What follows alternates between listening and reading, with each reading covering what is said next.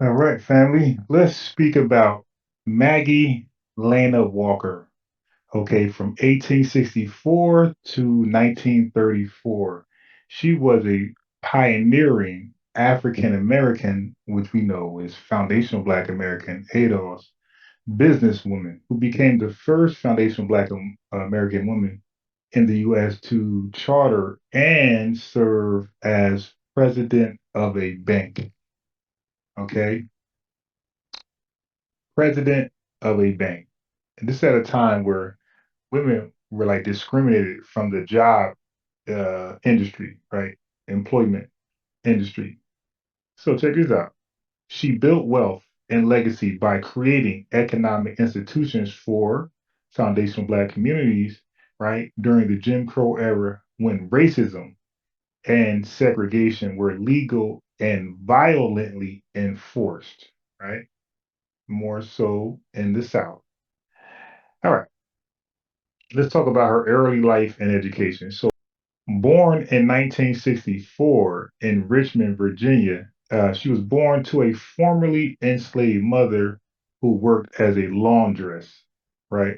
So, despite poverty, Maggie graduated from the colored normal school in 1883. Yes, it's called the colored normal school. You dig?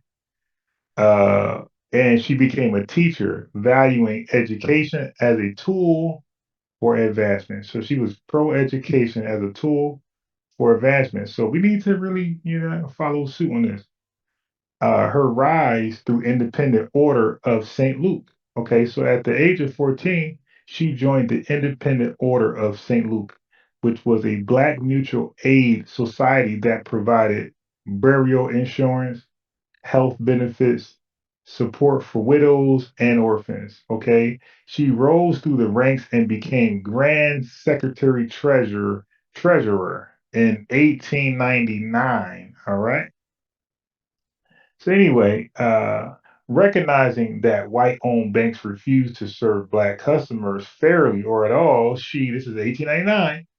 We don't see any difference in 2025, but anyway, she chartered her own bank. She chartered her own Black bank in 1903. Okay. She served as president, the first Black foundational Black American woman in U.S. history to do so. Okay, so some of her goals were to teach thrift and savings, finance home ownership for Black families, foundational Black American families, provide small business loans for FBAs, entrepreneurs. So by 1924, the bank had over 50,000 customers, merged with others, and survived the Great Depression. And that was rare for any bank. You dig? So this is FBA excellence. So other banks during the Great Depression, they got all type of, you know, uh, bailouts by the government assistance. She didn't do that. Okay.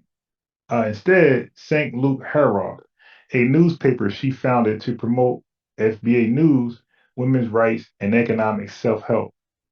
A Emporio department store opened in Richmond, allowing Black people to shop without racial humiliation. All right. White-owned banks wouldn't serve FBAs, forcing Maggie Walker to build her own. Okay, state regulations tried to restrict Black-owned institutions and made capital acquisition difficult. So we always had barriers, right? Trying to discourage us and sabotage our progression. So these guys are clowns. As a FBA woman in the early 1900s, she was excluded from white male dominated business practices. I'm sorry, white male. I had a fly right buzzing around me. She was excluded from white male dominated business networks. Okay, she was targeted by local press and competitors with racist and sexist attacks. As you can imagine, this is the early 1900s. Richmond, VA was a deeply segregated city, obviously. Black institutions, especially those encouraging empowerment, were often targets of white supremacists violence, e.g., bomb threats, arson attempts, you know, the whole shebang. Maggie and her organization employed armed guards and took security seriously. She was literally FBA Wonder Woman. Her son accidentally shot and killed her husband, mistaking him for an intruder. The family suspected threats from white supremacists, which had them living in fear. So I know the white supremacists was, you know, popping bottles after that. Okay, so she built her wealth, right? Salary from St. Luke organization, profits from the bank and department store, speaking fees, publications, and investments.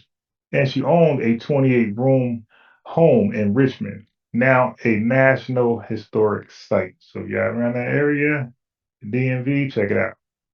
Okay, now she proved FBA women could lead major financial institutions despite systemic racism and discrimination towards women. She helped thousands of FBA families achieve home ownership and business success. She inspired future generations of Black bankers, educators, and entrepreneurs indirectly, directly.